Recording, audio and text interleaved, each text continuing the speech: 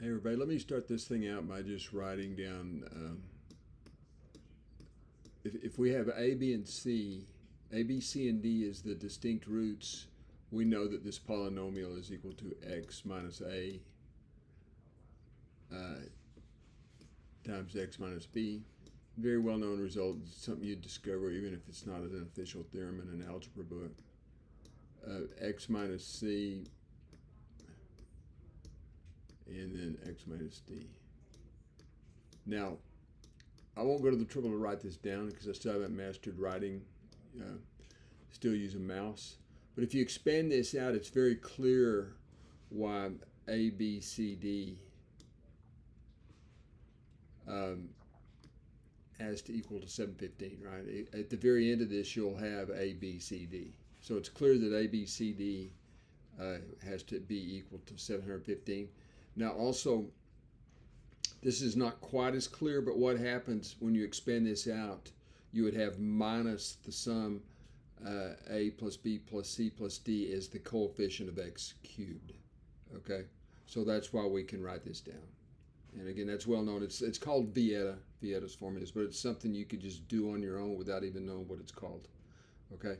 Now, let's take a look. I've written down the prime factorization of this constant term, but notice we have other possibilities here. You could have, 5 times, what is that, 143? Okay, and you could have 11, times 65. 11 times 65 right here.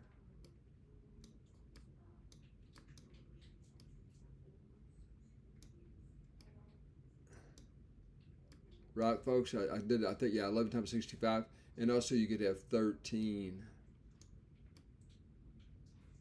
times 55, right?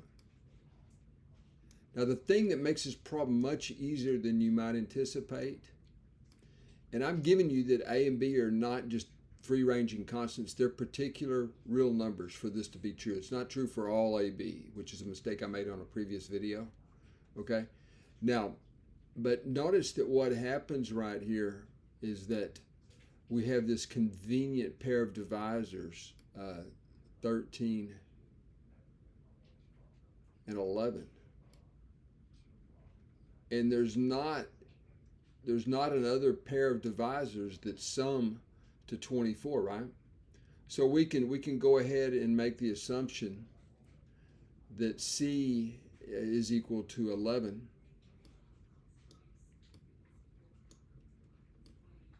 And D is 13. And you see, it's kind of a miracle, but it's because these constants are tailor-made. They are room service constants. Because if you look at this, you would actually have 4 unknowns and 2 equations if you wrote everything down.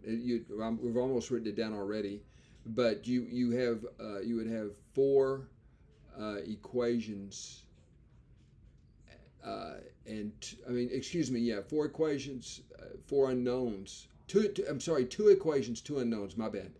2 equations, 4 unknowns. 2 equations, 4 unknowns is what you would have. Which in practice, there's no way you're going to have a unique solution. But these constants are, again, they're custom made, so to speak. They're rigged. Okay. So again, 11 and 13 are the only 2 that have a sum of 24, right? Sum of 24. All right. And so that implies right here. So we have 11, 13, so we know the other one has to be 5, right? So we know we'd have to have something like this, and I'll just write this down. We would have to have root 7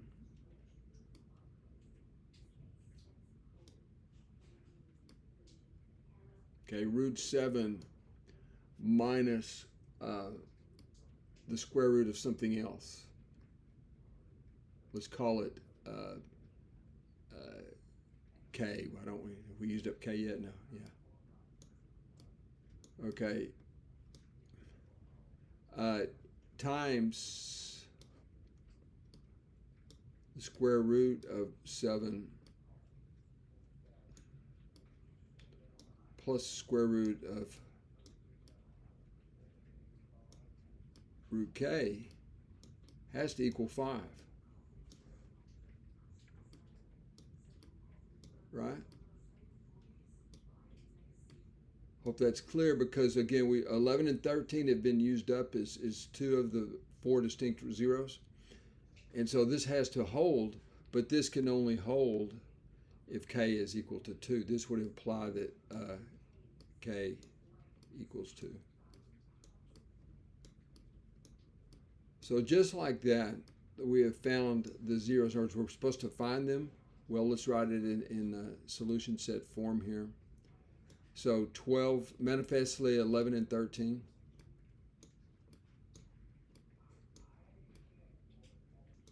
And then I'll just be lazy here and write down root 7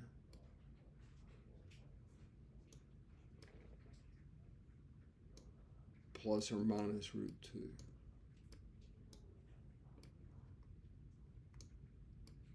Okay.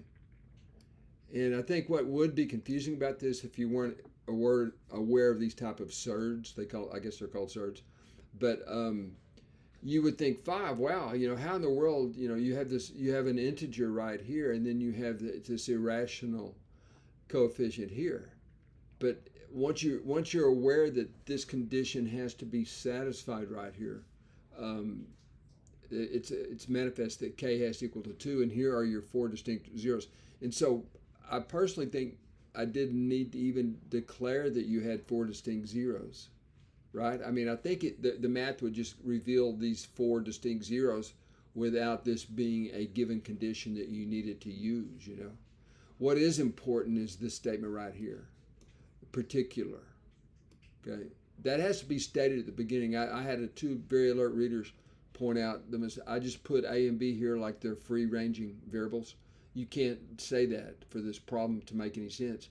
You have to say there are particular a and b that satisfies this condition. So find the distinct roots for these particular unknowns. But you now have the capacity to determine the values of a and b if you want to. There's what I mean. You can do this expansion. You can do the x minus a minus b minus c minus d expansion. You'll find out what the coefficient of a is and what the coefficient of b is in terms of the elementary symmetric polynomials in the roots. But anyway, here's our answer. 11, 13, and then root 7 plus or minus root 2, or the 4 distinct zeros.